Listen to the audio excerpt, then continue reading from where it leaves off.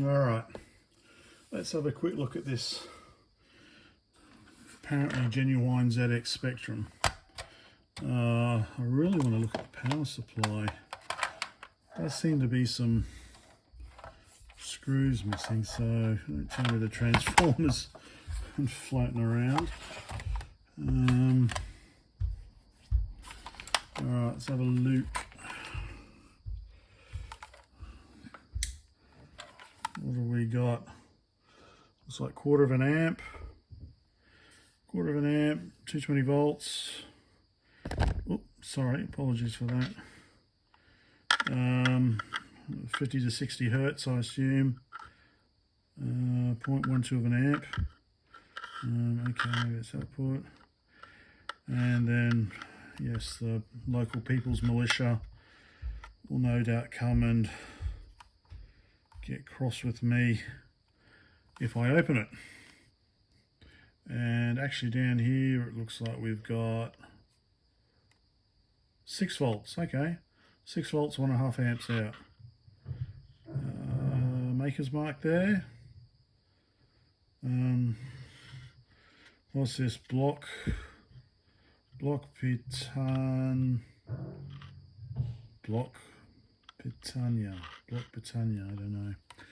I don't know what Block Pitania means. Anyway, alright, so it looks like this is a 6 volter. 6 volt, not a 5 volter. Okay. So, usual DIN. And usual Euro plug. Okay, there are 3 out of 4 screws available still. Let's have a look.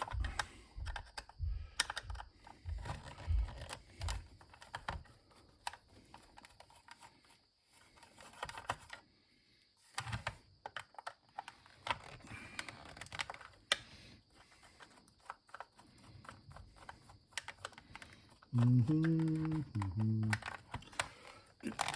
we go. Okay.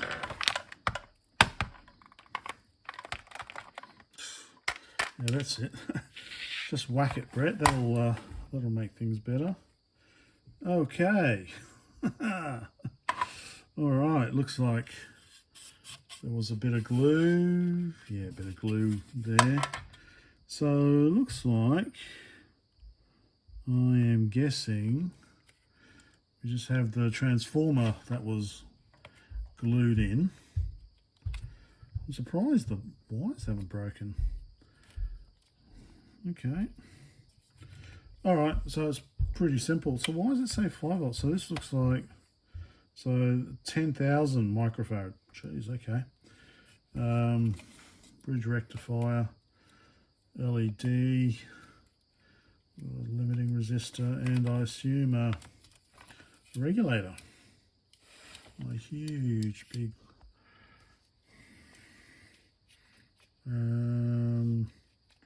what's this? Okay. This is just some plastic here. Okay. Bloody hell. So looks like they were just relying on glue to keep everything in place. Kind of like the power cable here. I've got some glue there still. Okay, so this might be salvageable.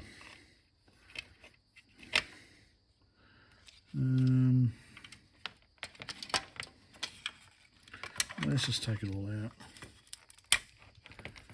Okay. So, okay. So screw holes here were never used because stuff was just glued in. Alright. I say, you guys have impressed me with some of your power supplies, but then you do shit like that.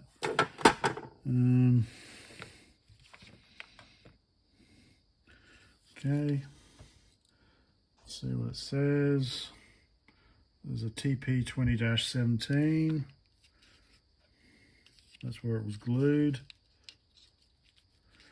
I was going to say, I'm surprised this wire survived. Sorry, let me zoom out again. I'm just trying to untangle it all. Stick that like that. Oh, bonus! Bonus points for the exposed wire. Okay. Expense spared. Alright, hang on. I'm having this is much more fun than desoldering fucking RAM chips, that's for sure. I'm having fun again. So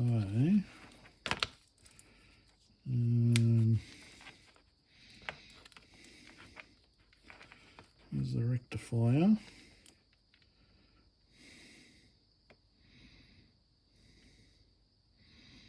Looks like date code 92. TCE, I don't know. It's like a U with a TS. Let me zoom in. I think that's the part number. Sorry, being weighed down by the there. So it's 92 date code on that one. 92 date code on the regulator, I assume a KREN5A, so 5 volts. I don't know why. It says here, it's definitely a 6, isn't it? 6 volts. 6 volts, 1.5 amps. But then again, I would say that this probably was used for something else. Hence why the screw holes weren't used to hold down the transformer. So okay, so it's a 5 volter, which makes sense. Okay. So assume we just get 220 volts down to 220 volts down to, I don't know, 9 volts or something. Through the rectifier,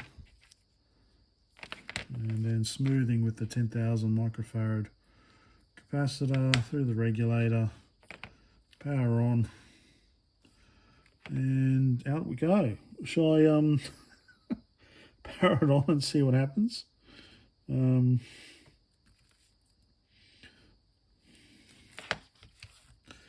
Obviously not with all the conductive solder on the mat. Would that be interesting for you to see from the safety of not being sat right in front of it?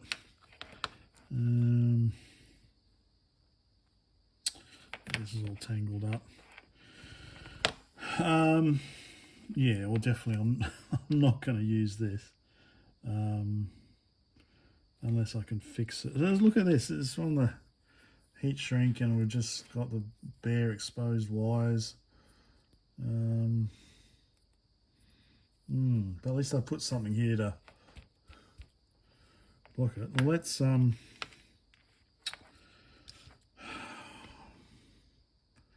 let's plug her in, and 92 date code on the capacitor as well. Okay, I've got an adapter plug somewhere. I'll plug her in, and if nothing else but to check the pin out.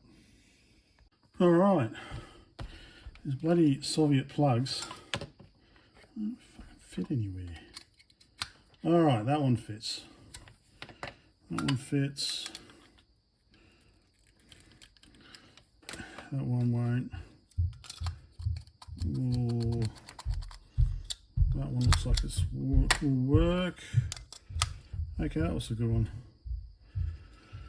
All right. Okay, there's no on-off switch here. Let's get all this shit out of the way.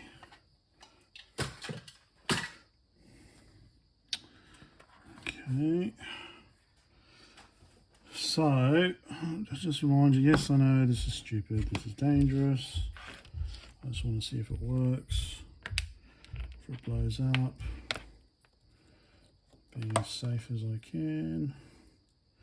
So what I probably would do, I'd like to keep the, power supply.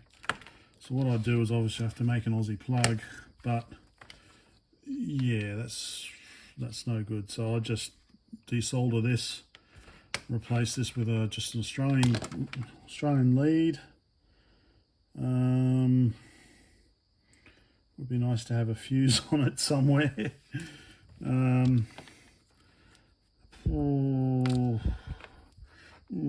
I'd like to maybe replace this. I'd like to keep the bridge rectifier, keep that original. Maybe replace this with a modern switching, like have a little circuit board. Well, a big circuit board. Anyway, all right. Let's see. Adjust hums. Power is off. I really don't like that exposed wire. Turn on my voltmeter.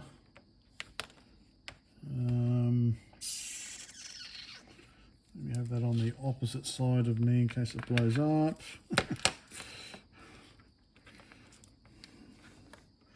Rectifier there. There's power LED there. Oh, okay, all right. I think I'm as prepared as I'm going to be. Actually, I probably could just buzz these out now. Let's see, I'm assuming it should probably be the same as everything else. Oops, apologies. Continuity.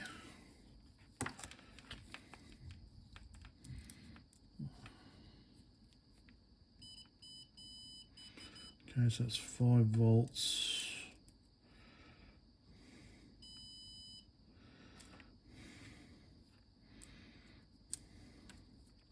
Probably skip ahead of this if you want. That's 5 volts as well. So they're both connected together. That's ground.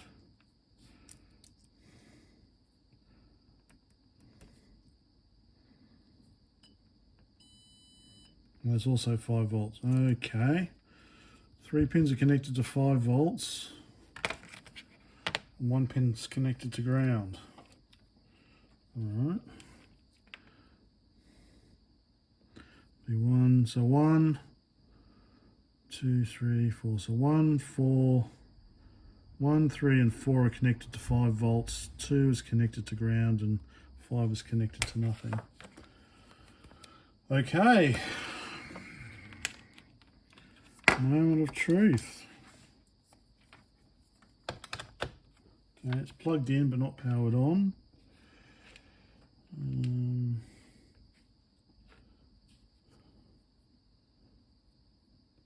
Just put those legs a bit.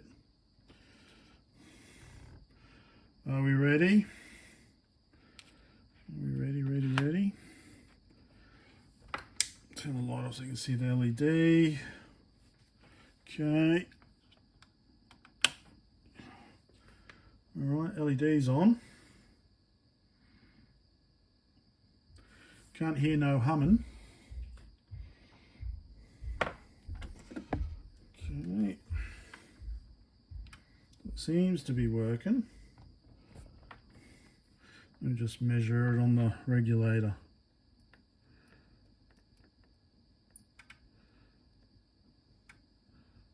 4.9, so yep, 5 volts coming out. Okay, so it's working.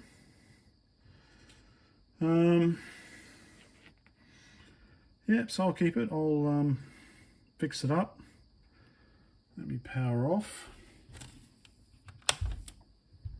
and unplug. All right. So yeah, so I'm going to replace this cable. Try and stick this on a circuit board.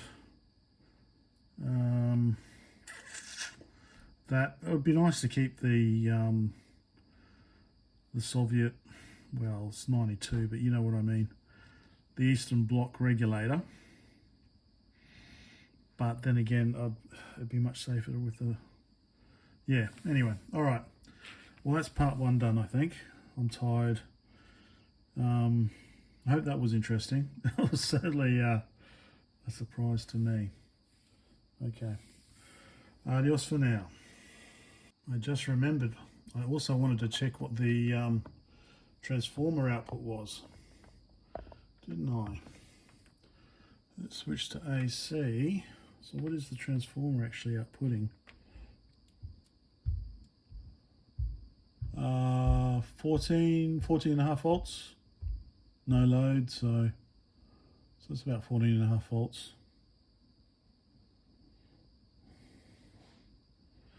So yeah, that regulator will be getting hot. No wonder they've got such a big heatsink on it. Okay. So it would be better with a modern switching version. And I can maybe, if I've got a little circuit board, I can just leave it in there disconnected. The thing is, how am I going to tie this stuff down in here? Unless I make new holes. Anyway, that's something to think about for another night, another day. Power off, power off. Okay, that's all.